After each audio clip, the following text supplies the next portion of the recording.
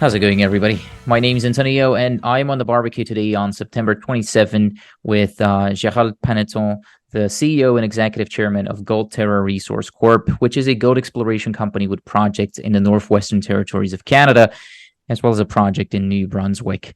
He's not here with us today, though, as your financial advisor. This conversation is not going to include any recommendations to buy nor sell anything. It's going to be a casual talk between two people, literally two talking heads on the internet. So just take this as a private conversation that is general and impersonal in nature, as well as a conversation that, again, will include no financial nor professional advice of any sorts. You don't want to use this conversation as independent research because it is going to include a lot of forward-looking statements about uncertain events that may or may not happen in the future. So please take the minute. There is a warning on your screen right now. Read it if you don't like losing money. And also go to setter.com to do your own research and look at the company's official filings to better understand what you're doing with your money. And then in the end, as always, consult a professional investment advisor before taking your own decisions. That all said, Gold Terra is an almost $20 million market cap company at the time of recording of this video. This is divided over 281 million shares outstanding, and that makes this a 7-cent stock. There are no warrants, and there are about 8.2 million options outstanding. That means there are about 290 million fully diluted shares, 6% of which are owned by insiders, and 2.5% is owned by Newmont. The stock trades on the TSX Ventures Exchange under the ticker symbol YGT, where an average of about 150,000 shares trade a day, with a 52-week high of 21 cents and a 52-week low of 6 cents, which we're very close to right now. At the end of the first half of this year, the company had $4.3 million in cash, some prepaid expenses, and some marketable securities, bringing their current assets to about $5.3 million. That is against the current a level of current liabilities at about $1.7 million and no long-term debt. Company has an option agreement with Newmont in which they have to spend a minimum of $8 million on exploration activities. That is over a period of 4 years. And they have to define a 1.5 million ounce gold deposit and put it through a pre-feasibility study. Then in the end, if all of this is done, Gold Terra will have to make another $8 million cash payment to Newmont. And if they're able to do that on time, get the permits and all that, Newmont will then retain a 2% NSR on the property. And Gold Terra will become the 100% owner of an 800 square kilometer land package, again, in the Northwestern Territories of Canada, specifically around the town of Yellowknife. This would also include the Campbell Shear, by the way. This is sort of a famous spot there that produced about 14 million ounces of gold historically. And on the Conmine property, this is where the Conmine property is, and that contains a historical mine that produced about 5 million ounces of gold at an average grade of above 15 grams per ton. So this was a high-grade gold mine at the time. So far, the company has spent well over $10 million on the property and has drilled 41 holes for a total of 21,000 meters, which has helped them announce an initial mineral resource estimate in September of last year, in which we saw basically 3 gold deposits with almost 500,000 tons at 7.5 grams per ton. That's resulting in 109,000 ounces of gold in the indicated category and 2 million tons at an average grade of 6.74 grams per ton for a 432,000 ounces of gold in the inferred category. And this is on the Conmine option property. So there's about a million more ounces needed here to satisfy the minimum 1.5 million ounces that Newmont is looking for.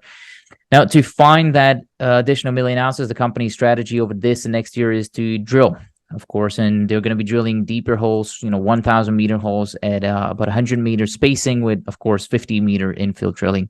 And after temporarily interrupting that program this summer with the fires and all that, Gold Terra has now restarted drilling at Conmine this week with the focus, actually last week, I believe. But anyways, the focus here is being hole 55 right now, which is trying to hit the extension of the Campbell Shear zone, again, at depth because they're drilling deeper holes. Next to that, Gold Terra has some more gold under the ground at the Yellowknife Project, which is close to, again, the City of Yellowknife in Canada. And they do own 100% of this project. This project also borders to the Conmine option property.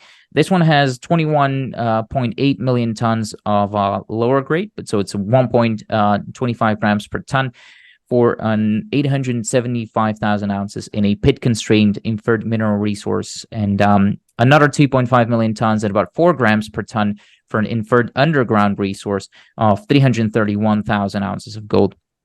The Yellowknife Project, as I said, borders the Conmine property, and together they make up that 820 square kilometers of uninterrupted land that I mentioned at the beginning.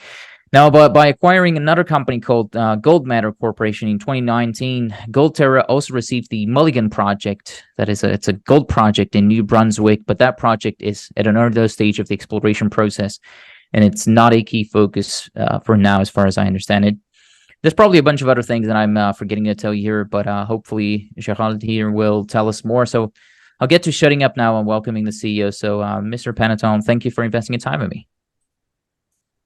Thank you very much, Antonio. It's a pleasure for me to be able to sit down and share our story and answer any of your questions. I think you made a very valuable introduction to Gold Terra's asset, which I joined approximately 4 years ago. Pleasure is all mine, of course. And since this is the first time we're talking, I've got a sort of an obligatory question for you. If you will, what are 3 things that you'd really like about Gold Terra, and what are 3 things that you would, let's say, you would change if you could do so with the push of a button? It's interesting. Usually, you want to talk about all the positive, not the negative. But yes. One of the things that I would definitely that I like about the project is my experience taught me that grade is king. Grade has always been king in any gold deposit, whatever it's a payback hill in a low grade deposit or any sort of thing. And Canada it's rich of high grade gold deposit, starting from Val-d'Or to Timmins to Red Lake to AMLO, and of course to Yellowknife. Yellowknife is part of this legacy of high-grade deposit. So one of the best thing I like about Yellowknife is, of course, its high-grade focus. The second important thing is that we're in town.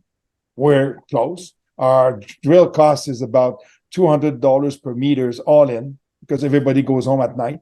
We don't have to feed people. We don't have to host people. Yellowknife, after all, is a 20,000 people town. So there's a lot of services. And the third thing is that the land position. How in the world can you see a junior company like us, that has so much land along the Campbell Shear, who already produced 14 million ounces of gold over 5 kilometers, when the Campbell Shear is 70 kilometers long? So basically, underexplored belt with tons of potential. Now, if I go to the 3 things, the 3 best positive things I just explained, to the 3 most improvement I would like to see, is a better market. I mean, there's no question that my experience has taught me about market that went from up and down over the years.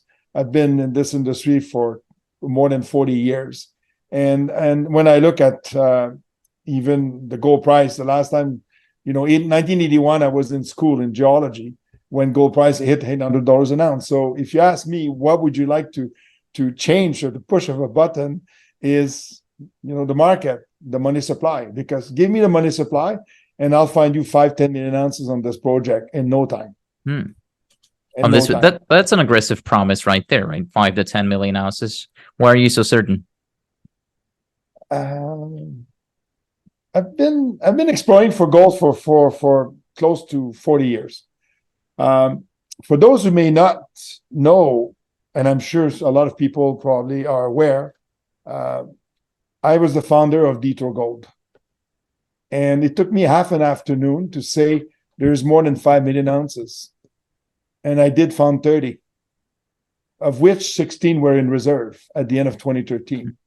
So I think I have a good sense of size, valuation, plumbing system, gold system. I might be very, I'm not a PhD. I don't have a PhD. I have a master's degree in geology. But I've been on more than 300 gold deposits through my career. I've been on the ground pretty much everywhere. I've traveled the world I was in school actually for 12 years at Barrick. So when people ask me, said, what do you think of a project? I can look at a project from pretty much every angle. And Barrick gave me the opportunity to be instrumental in building 2 gold mines in Tanzania. Tulawaka, that went in production in 2005, just before I left. And a few years later, Buzwagi went in production. But I'm the one who basically put Buzwagi on the map with 4 or 5 million ounces. If you ask me on any project in the world, what is the potential? I can look at the model, the geological model, the setting, which is also quite important. And gold deposit occurs in many different forms. And you have to look at it like from different perspective. Grasberg used to produce 2 million ounces of gold every year, and it's a copper porphyry. These are big deposits, right? Canada doesn't have those big porphyry. Even the porphyry copper and are not very rich in gold in the British Columbia, and probably has to do something with the location along the Ring of Fire in the Pacific Rim, where a lot of porphyry copper exists, including Grasberg. And but on Canadian soil, on Gold Strike style, Carlin style, Archean deposit, porphyry copper. Porphyry copper usually are very easy; they're just big, but they're all low grade, in a sense. But when you look at Archean deposit, we do have, such as Australian people, South African people that have worked extensively in Archean geology, are mastered of that. They learn a lot because these deposits are 2.6 to 2.8 billion years old. And basically, with all the deformation and the plate tectonic and changes, these deposits have been flattened, basically. And the extension is down to 10 kilometers. La Ronde in Canada is 3.4 kilometers deep.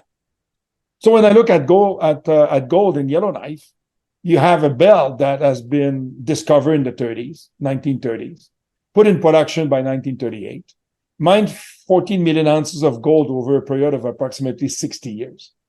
And they left town. And over the last 20 years, it's been completely underexplored. And whoever has tried to put things together, I think I'm relatively well equipped to evaluate projects and build teams to deliver mines. And that's, I think, one of my biggest strengths. But what would I change? If we go back to the 3 negative, I would change the share count. 4 years ago when I joined, there was already 150 million share outstanding. And I told the guy at the beginning, we should roll it back now. And I should have actually stick to my gun back then in the summer of 2019. I should have basically not take the job with the share count there was there. Plus, it's a funny thing. I call a junior company that is since 2008. This company is 15 years old. They got involved 10 years ago in Yellowknife. I had to come in 2019 to basically refocus the company and rebuild the strategy. But it's an old fart. It's an old car with 2 flat tires that need oil change every 6 months, that needs fuel every 6 months. I call like an old vehicle a junior company. So yes, this is, if there is one thing I would change completely with the press of a button. Look, I built Detour with 40 million share to 110 million share after raising $2.6 billion. 40 to 110. So only 70 million shares were issued to build a mine that was sold for $5 billion. This is what I call a tremendous success in terms of share count, delivery of value for shareholders. Now, it's very difficult. But my brain doesn't stop. And stay tuned. Gerald never sleep on his back. You always think about what can be the most valuable, because I own almost 7 million shares. You said Newmont owned 2.5%. I own 2.5% as well. So I'm in bed with all the other shareholders to make it work. Did you buy those shares yourself, or were those shares that you got while entering the company? I got 1 million share entering the company. The rest were all purchased. Okay. Okay, fair point. How long do you think it's going to take? How many drill programs do you think it's going to take for you to go to that sort of promise that you made at the beginning, 5 to 10 million ounces from the point where you're right now? Do you think the 4 years that Newmont has given you is going to be enough of drilling time to get to that stage? We can find approximately 5 to 10 million ounces along the whole property. So we have to separate the Con mine as an entity. The Con mine, if I don't find a minimum of 2 million ounces plus what's left in the mine to make it a 2.5 million ounces project, we're going to bail out and walk away from the Con mine. Do I have time to do this? I'm only in the second year. I've already spent $10 million on the Con mine. I've already outlined 540,000 ounces at 7 to 8 grams at a cost of $6 an ounce. That's important. Only cost me $6 an ounce. $200 per meters. Of course, the deep drilling now, because at first the strategy was to find as much gold as possible near surface because it's cheaper to recover it. So we focus on that. The next step was, because I didn't find 2 million ounces near surface, where's the next million ounces? And it was obvious that it's in the rake down plunge of the deposit below 2,000 meters. And that's why currently all 55 is drilling. We restarted drilling after the fire evacuation. We're back on track. We're back drilling. And we should be, within the next couple of weeks, we should be entering the Campbell Shear at roughly 2,100 meters down the hole, and be in a position to see if we hit the jackpot or we will hit the Campbell Shear. There's no reason why the Campbell Shear will not be hit because it's so big. I mean, it's 25 to 100 meters in width sometimes. But here's just what I don't quite get though. Like I understand why you would like the Campbell Shear, but people are producing gold at the Con mine as early as the late 30s. Campbell Shear was then discovered later than that, I believe, in the 40s, and the shears, 1946. And it was put into production in the 50s, right? And so it kept producing one way or another through 2003. And in your MD&A, you mentioned that the reason why mining stopped there was because the price of gold was below $400. So it wasn't profitable. And that's understandable, right? But the price of gold has been way above that for well over 15 years now. So why hasn't anyone else come in to bring that district back into production? Some people have tried outside of the camp. There's been some... The camp was very fragmented in 2013. By different prospectors, different companies. So Joe Campbell, the founder of Terra X, the same company that is named now today Gold Terra. I changed the name because I wanted to add more of a gold flavor to the name. So we changed it to Gold Terra. But Joe, who started to be involved in Yellowknife in 2013 for a period of approximately until I showed up, basically, so almost 6 years. And we got along right away. We met in May 29, 2019 in his office in Ottawa. And, I saw the potential of the Yellowknife Belt. But you have to realize that it was fragmented before. So he put together a lot of property all together. And those property basically became what the 800 square kilometers became. But he was missing the Con mine. He tried to get the Con mine. He couldn't get it. And when I showed up, it took me 18 months of negotiation with Newmont. The only reason we got it is probably because of the background or the type of accomplishment I've done during my career. I built three gold mines. So for Newmont, I knew that if I find enough, and then we structured the deal exactly for Gold Terra to be successful. If we find 2 million ounces, we should have a market cap post PFS of, say, $200 million. $100 an ounce PFS value of ounces. There's a lot of good infrastructure. I wouldn't drill a hole at 2,000 meters if I didn't have a shaft that is 1,900 meters of length. I'm just drilling. In reality, I'm not drilling 2,000 meters below. I'm drilling 200 meters below the shaft. That's one way to look at it, right? Because I wouldn't drill a 2,000 meters hole if I didn't have a shaft that is already there. but the rake of the deposit, you get about 1 million ounces of gold every 200 meters on this mine. So think about it. 1 kilometer strike length, 200 meters. You define 200 meters and you get 1 million ounces. And it's still open at depth. So if you do a feasibility study on a deposit, and don't forget there's 600,000 ounces left in the mine. In one of the slides of our presentation, or if you use the Verify 3D model that we showed last week, you can see one of the stopes that we believe was never mined, and that intersected 534 grams over 20 meters. That's a GT of over 10,000. The spectacular grade that you can encounter along the Campbell Shear at depth, plus below 1,000 meters at this mine, it's all free milling, 94, 95% recovery. So it's a tremendous target for high-grade deposit. You're never going to produce more than 150,000 ounces a year. You're never going to be able to do more than 1,000, 1,200 tons per day from that shaft, just because there's not enough ton per vertical meters. But it doesn't mean you're not going to make a lot of money. Mm-hmm. Don't forget, in 2003, gold was $350. So they were basically break even. And one gentleman told me that in Yellowknife, every time gold price was up, there was a strike.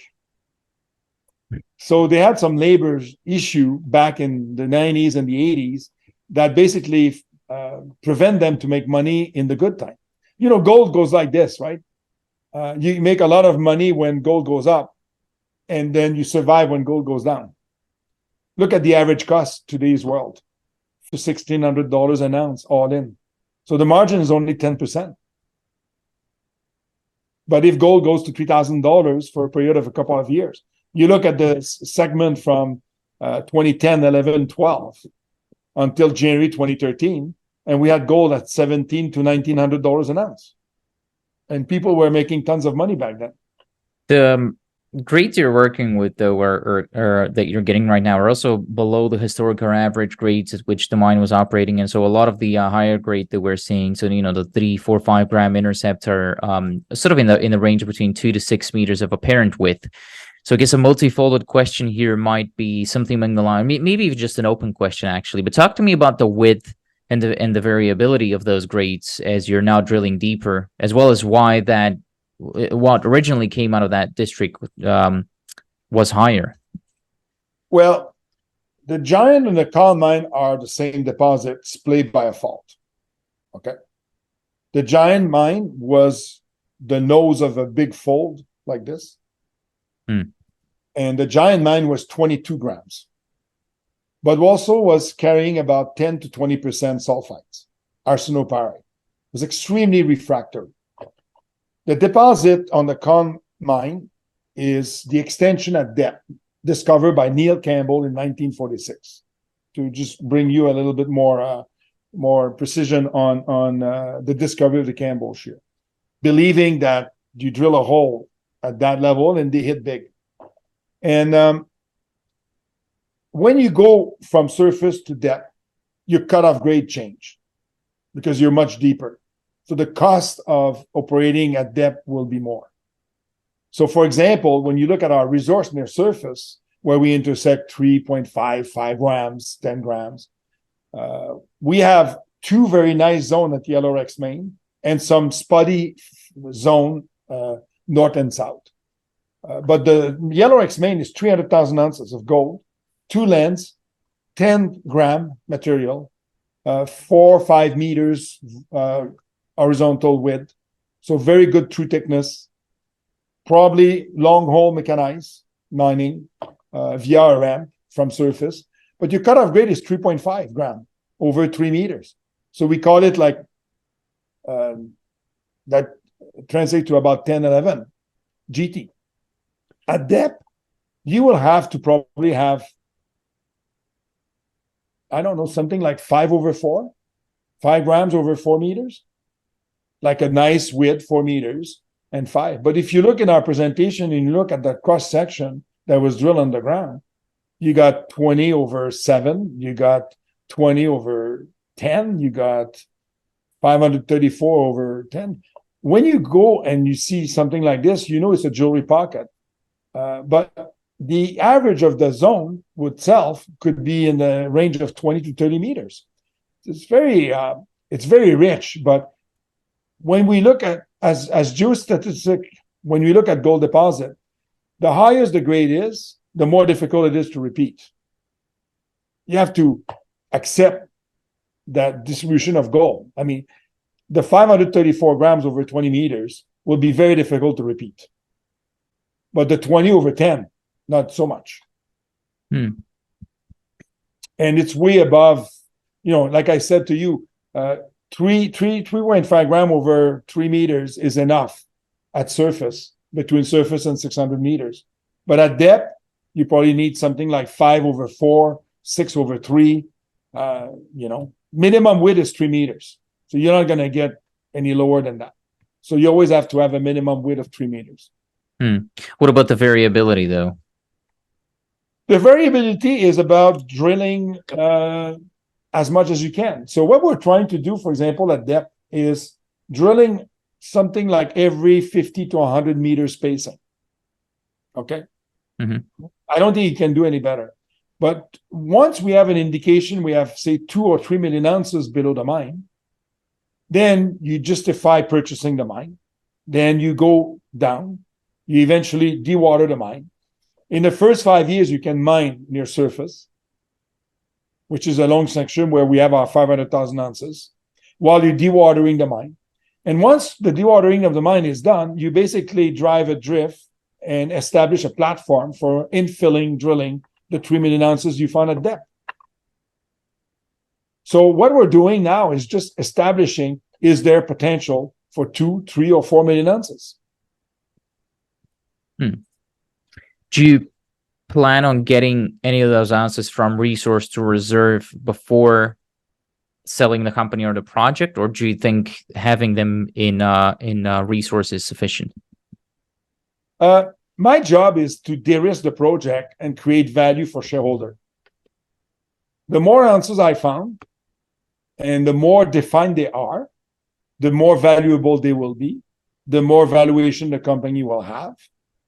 And I'm not there to decide who's going to buy us or not. That's not my role. My role is to make the project as de-risked as possible. Look, while we were building Detour in 2011, we had someone in our data room for approximately 4 months looking at our project. And then they stopped looking at our project after 4 months and they decided to buy something else. I'm not sure if I could name the company, but it doesn't matter. We de-risked the project by basically putting it in production. Do you know how many non-believers were at the beginning when I started working on Detour Lake? All the ex-placer, everybody thought would never work. And today, or last week, Agnico announced that they found another 5 million ounces, which I'm not surprised. So from the 30 we found back in the days to 35 million ounces today, it's now the largest gold mine in Canada. If you have a vision and you know how to get that vision real because you know how to get there and you believe in the project, the only thing that stopped Gold Terra from advancing as well as we did with Detour is the money supply in the current market we're in. The project is extremely valuable. It's just a matter of getting more drilling done at better price. Tell me more about your relationship with Newmont, though, because you said your job is not to see, who's going to buy it or not, but they own 2.5% of the company. You've done deals with them here and there. What is where is this relationship going? Oh, I think it's from Newmont's perspective, they just want to get rid of the liability. What do you mean by that?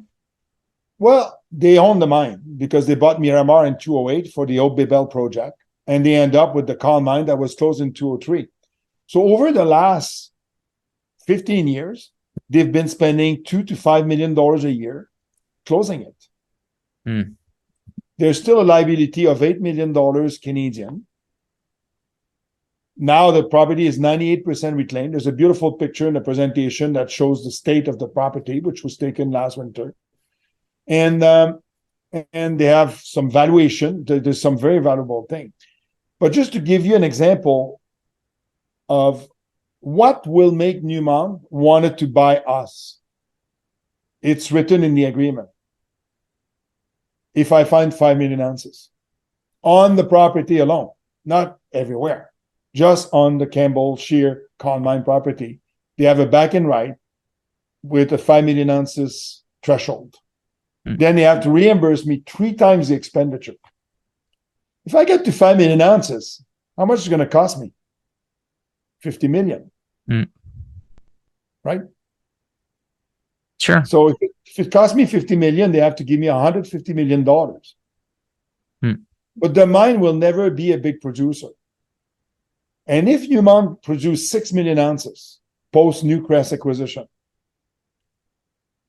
they cannot do it with more than 15 mines. You don't produce.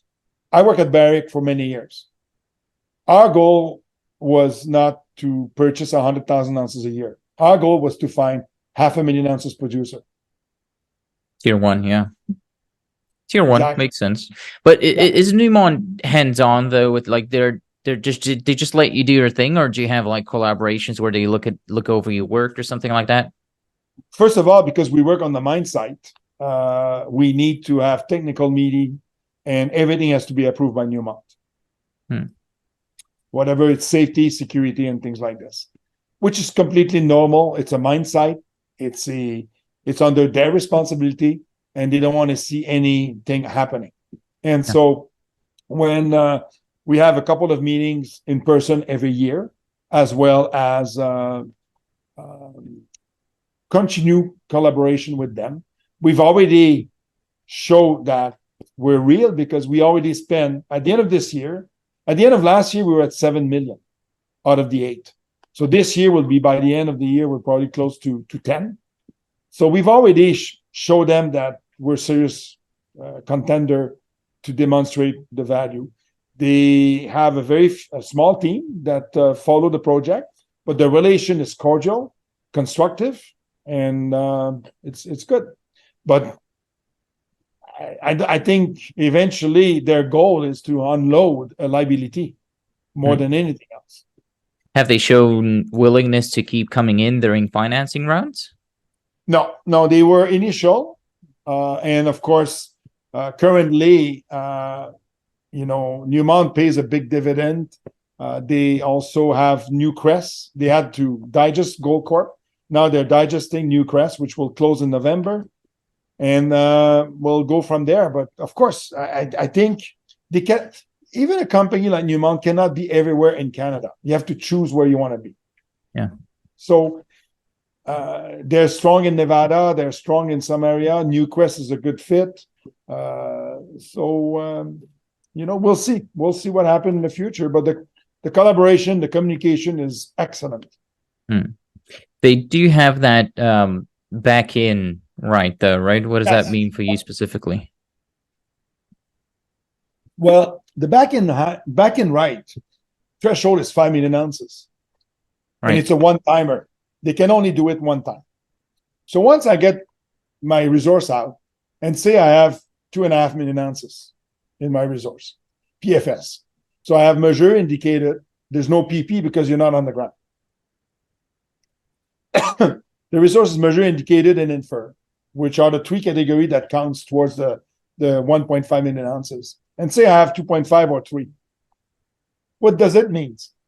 It means that I stopped there because I've done what I needed to, but I needed the jackpot that shows that could be 5 million ounces. So we sit down with Newmont, and they basically said, yeah, we're not going to exercise the back and right. You own 100%, and that's it. Or we like what you've done. You've made a big discovery. You're close to 5 million ounces. We want you to drill more, and we'll exercise our back and right, or we'll buy the company because it's cheaper.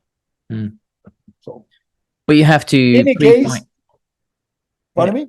I was going to say that you do have to pre-finance the feasibility study and all the work that leads up to it, though, before you can get to that, right? What do you think is the cost of the feasibility study? I was going to ask you that. 80% of the cost is drilling. Prove it up. 5% is accountability, 5% is infrastructure, 5% is environmental baseline studies, 5% is metallurgical test work.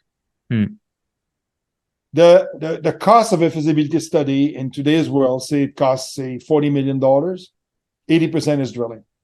And we've already spent, so the $10 million we spent so far is already accounting towards that feasibility study cost.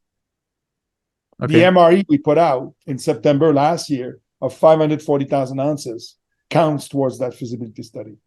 Actually, this area of Yellowknife main has been drilled on 30 meters center and can only be drilled again if we go underground.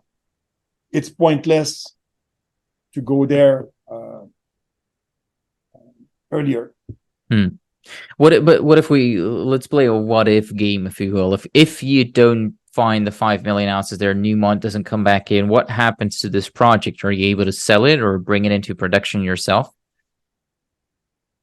In today's market, it would be tough. You can look at Windfall, who brought Goldfield to put the mine in production in Quebec. At the end of the day, it's all about rate of return. Okay. So can I do it myself alone? I've done it at Detour.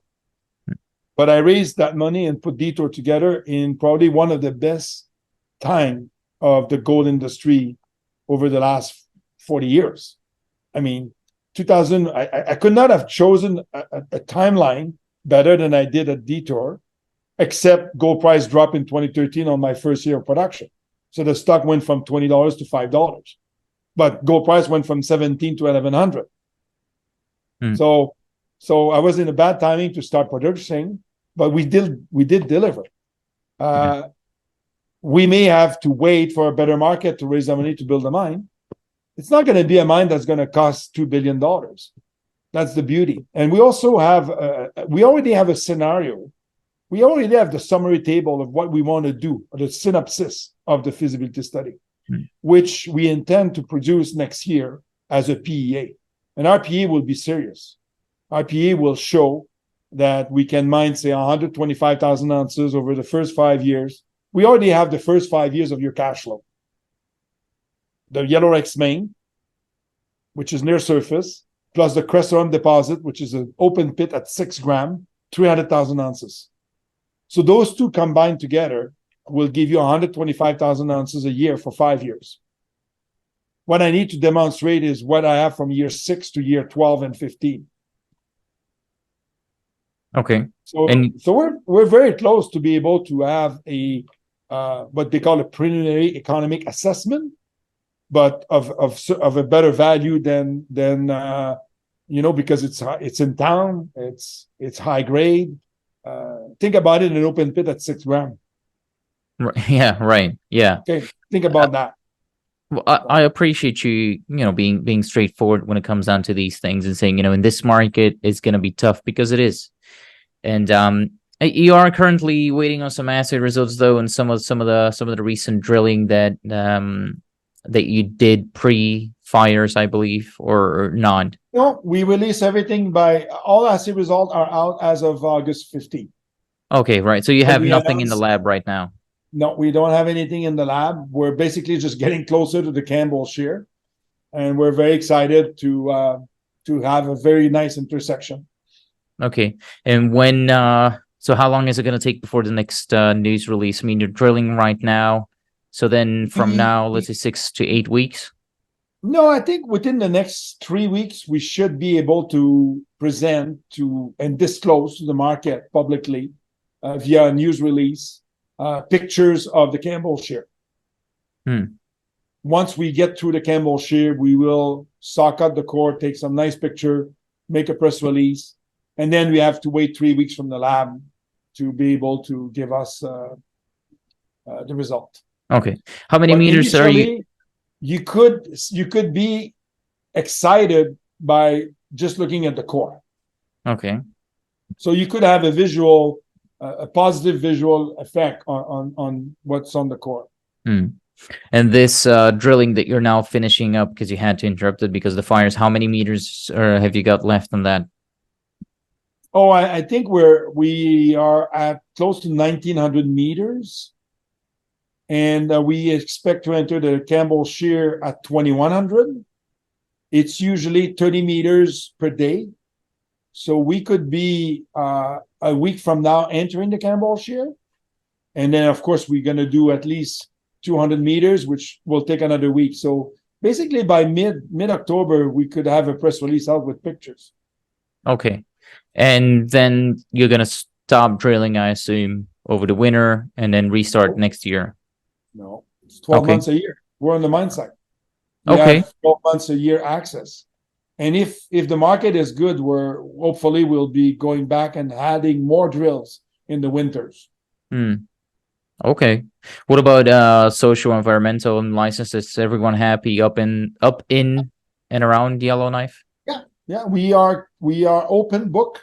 We do townhouse once a year in the spring after the program from the winter, and we explain the process and the progress of the company. Our website is fully disclosed about all the things we do, and we keep very good harmonious contact with everybody in the community. Okay. And then money-wise, as I mentioned, you have $4 and some million that you have in cash right now. How far does that take you? That takes us roughly to mid-year next year. Mid-year next year. Okay. Yeah. Okay. Fair point. With one rig. If we want to add rigs turning for the winter program, as you know, the deep hole is a program on its own. So once the deep hole is finished, we're going to be wedging from it. So basically, we're doing cuts from the master hole, and we do about 6 cuts to 10 cuts per hole per master. So if you ask me with one rig, I would take 2 years to get through everything. Because don't forget, the strike length of the Campbell Shear is almost 1.2 kilometers long, and when we put a hole in the northern part of it, where you can see in the presentation, we can wedge north and south by about 100 meters max, and then we're going to be wedging up and from the master hole. So every cut is probably $300,000. And all of those cuts will basically be done. You can only do one cut at a time. How are you going to decide, though, whether you're going to be putting another drill? Because, I mean, the gold price is not bad right now. It's just that the sentiment is not there. So what do you want to see your stock do something before you can add another drill, or how are you going to judge? Yeah, we're gonna play the market as everybody else. It's not that it's a wait and see. We're currently drilling. We have an amazing target, and if you need to raise more money for the second half of 2024, then we have to play the market the best we can. Of course, if we hit 100 grams over 10 meters, things can change quickly. Yeah, of course. I assume so. It's you do say in your recent MD&A though that you're taking precautions to preserving cash, as you should be in this market. Yeah. Could you get more specific as to how you can do that, and where can you really make economizations, if you will, to preserve cash? Well, currently our burn rate for admin is about $1 million a year. Okay. That include marketing and everything else? Yeah. Okay. And it's not easy because sometimes we have to cut back on certain things. We're very selective about where to go and what to do. Most of the conference, I'm the only person traveling. We try to maximize. I went to Beaver Creek and Denver in one trip. In November, I'm going to 121 in Manuel Valley in Zurich. And in between, we're going to try as many meetings as possible. We try to choose the right platform. Sometimes we try, sometimes we're disappointed. So sometimes we don't do. Sometimes we quit some platform because we felt that, like I used to be with a good one in the US, but it was $100,000 US a year. So, it's like wow. We cannot afford that anymore. We just did a big BTV push for October. But unfortunately, we had the fire in Yellowknife, and we miss being able to announce good news in September, October. Right. So everything is delayed by a month and a half. So we just have to play the market the best we can, adapt, and save cash. Well, but I do see that your consulting and professional fees, as well as your marketing expenses, have increased this year, at least over the first half relative to first half of last year. Why is that? Post-pandemic, we were just getting back into the business of promoting. So some of it were commitment, and some of we changed in a few areas. So you try to accommodate the company's needs. If you're not public about what you're doing, you're going to go under the radar. So you have to disclose. You have to show yourself. I don't think it's a big change compared to other days, but I heard some company will spend $2, $3, $4 million a year in marketing. Yeah, well, depends on the market cap, I assume, too, and on how much you're doing. But preserving cash seems to be, among the companies I interview, preserving cash seems to be the prevailing topic. Everybody who's got cash is trying to preserve it, and everyone who doesn't have cash is trying to stay as silent as possible so that the market doesn't sniff it out. But the market always does. Of course. It's better, and a lot of people will tell you a different thing. And I sat down with a lot of people. I've been in this industry long enough to know quite a lot of people. And, there are, for example, too many junior company. There are too many junior company with bad project. There's too many junior company with average management. So Gold Terra, you have an amazing project. You have good management under Joe and myself guidance. And I always surround myself with a mining engineer on the board. My friend Louis Dion of 30 years left the board in September. He remained available if I need him. And I brought another mining engineer. So now I have 2 mining engineers to choose from and work with when I make decisions about certain things. It's like, for example, we option our lithium rare earth potential because we have a huge property. We option it to a company so we didn't have to spend the money, and we can keep our gold hat on our head and say, I'm a gold guy. I'm not looking for rare earth, and I keep my focus on gold. And some people will say, well, you're a junior. What are you going to do? Sit down and do nothing? No. I'm going to keep doing it. It's not fun to do it at these prices. There's no question. I've never had to work so hard for so little, but it is a market, and I have to adapt to it. That's true. You've been buying your own stock, though, so I assume you're liking these low prices because you require. Is that something you plan on keep on doing? Yeah. Well, I think the best marketing in this type of market is buying your own stock. How often I have CEOs on here and then tell me, I think we're now much cheaper. We're very undervalued relative to our peers. And oftentimes I come back with a follow-up question like, okay, if you think something's cheap, you buy, right? That's not always as simple and not always an option. So I'm happy to see. Well, everybody has a budget, right? So that, yeah. It's like I have a budget myself too, but maybe market gets worse. I need to be ready for it.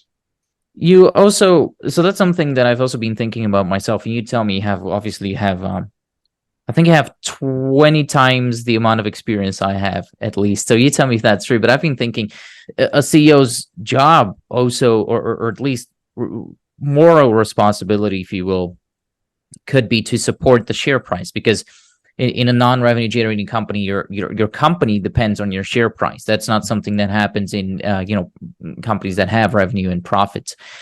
But in your case, and in these illiquid juniors, the CEO can oftentimes be the difference between a share price of 8 cents and a share price of 3 or 5 cents. So I almost see it as a responsibility. Look, I bought again in the last couple of months. Was on the bid at, I think, at 7.5 cents, and my average is probably about 26, 27 cents. Wow. On 7 million share. So I'm already losing $1 million, and I'm not a billionaire, right? I don't need to work for the rest of my life. I can turn off this computer right now, right away, and just walk away and say goodbye. But I'm very honored to the shareholder I brought in. We have some very good shareholder, by the way.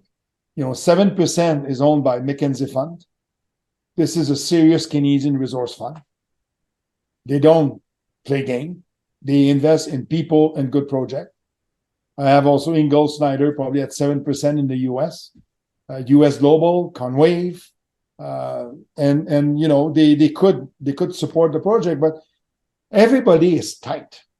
At Beaver Creek, there was 220 companies presenting and probably 40 companies floating around.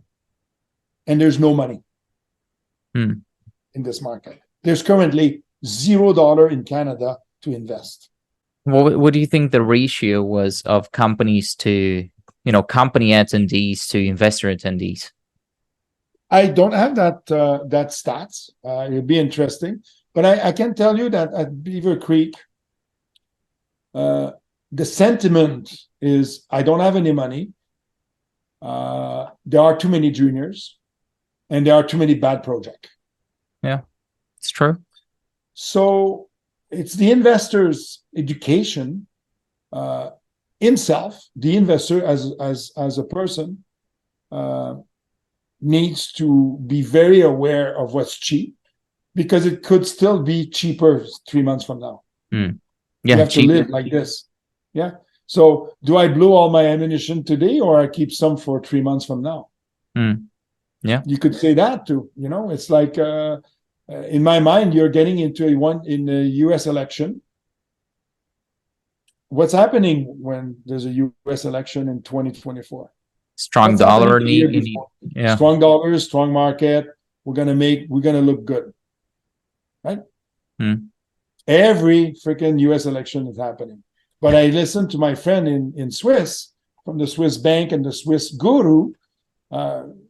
Gold is ready to jump up. Nobody wants the US dollar in the world.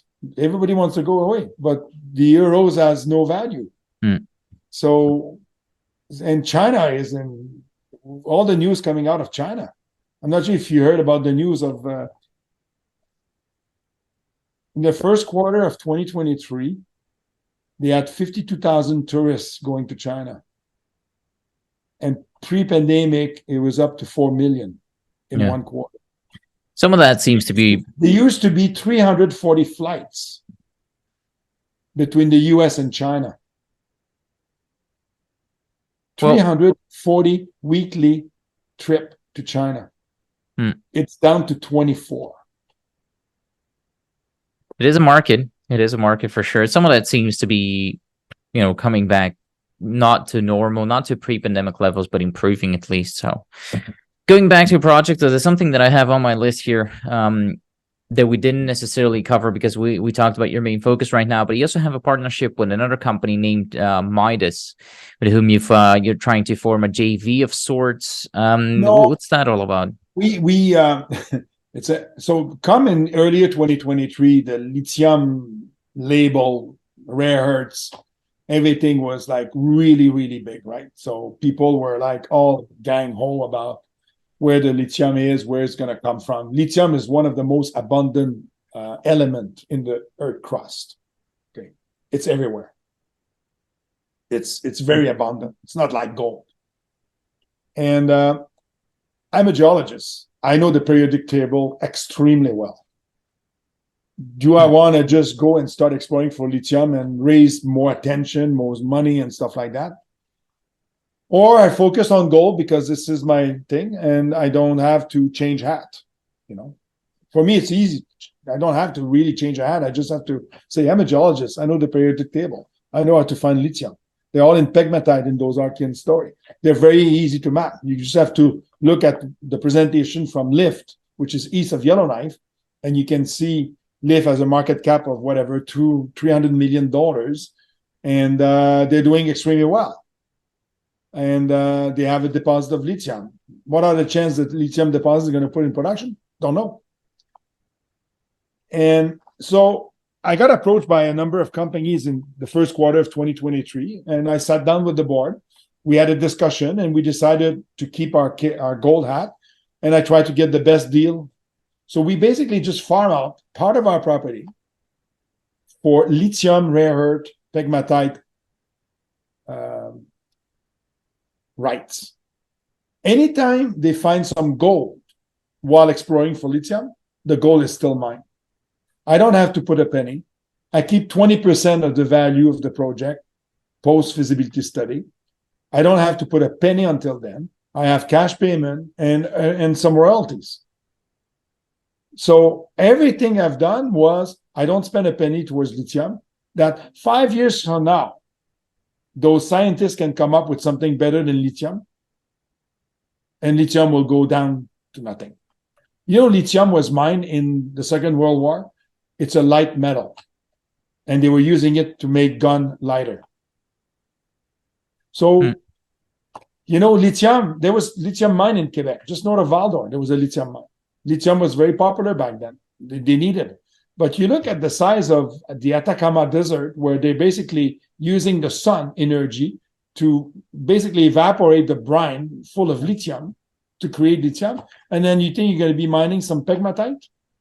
And all of the pegmatite guys that are in Quebec or in Canada, 80% of them, all from Australia. Because they started the lithium process early on. So Midas came with a lot of good expertise on pegmatite. They wanted to make a deal. I sat down with all parties and I decided to go with Midas because they seems to be the best.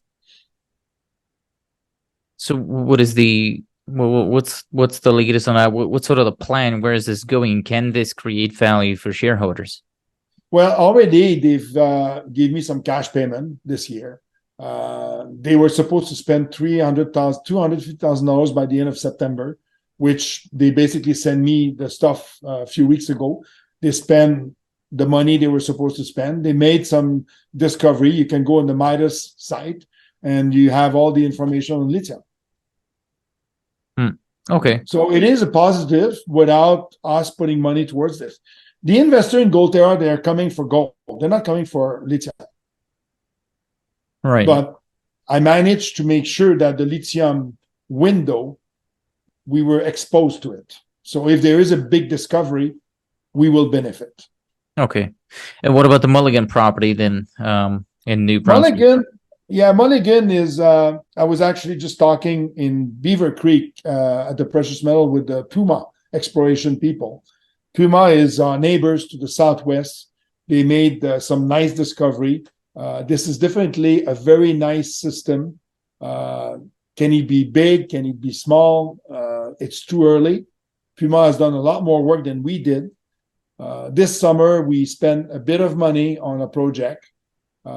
We got a grant from the New Brunswick government for $35,000. And we basically did a soil geochem. So we're moving it very slowly to learn what the potential is. Puma is already asking us to option our property. And maybe I will, it's possible. But, I just want to make sure that if we let go something, we know what we'll let go. Okay. Do you still plan on... What's that? Go ahead. No, go ahead. No, I was just wondering about something else. I'm not as interested in those two other projects. I just want to get a quick update, so that's good. Thank you for it. I was just mostly wondering about, I guess, because when it comes to sort of the end of a conversation, I would start thinking about, okay, what could be a deal breaker? And you mentioned it yourself that you don't like the share count. Obviously, there's too many shares outstanding. Do you still plan on doing a rollback before any of the big work? To make a rollback very good, to make something that will not erase value for our shareholders, you need a catalyst. It could be a newcomer, for example, that is willing to put $10 million. We're not going to put $10 million at 10 cents, right? Yeah. So then you do something. So if somebody is willing to write a check for $10 million, you do a rollback. Yeah. Because that's the way to do it. Or because you're making an acquisition, or because you merge with somebody. You need something that is valuable for the shareholders, because we're all going to lose in a rollback. So what's it going to take for you to find someone to put $10 million into it right now? Just a better market or something that you can do? We work on this avenue all the time. Sometimes we're close to do something and it doesn't work. We always continue. This is one of the very good alone high-grade project in town at $200 a meters that has a potential to get to 5 million ounces with the right amount of money invested in. So if it does happen, we will be ready to act under certain condition to make sure our shareholder is protected. But at the same time, shareholder value can increase if you have more supporters. You have to look at it that way. Sure. So I'm always listening. I'm always available. And if you think that I do nothing to find that guy, I've worked very hard over the last 14 months. But the current market is quite special. Yeah.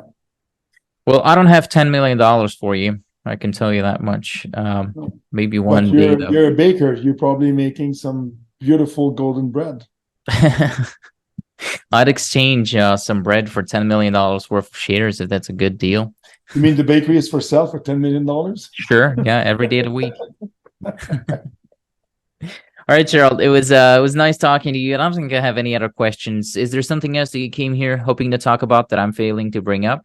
Well, for anybody listening to your podcast, Antonio, Gold Terra is a very good story in a very difficult market. Sometimes it's difficult to move the pieces, but the people behind the story are there 100% of their time, and they're giving everything, and they are also very creative about making it better if they can. So stay tuned.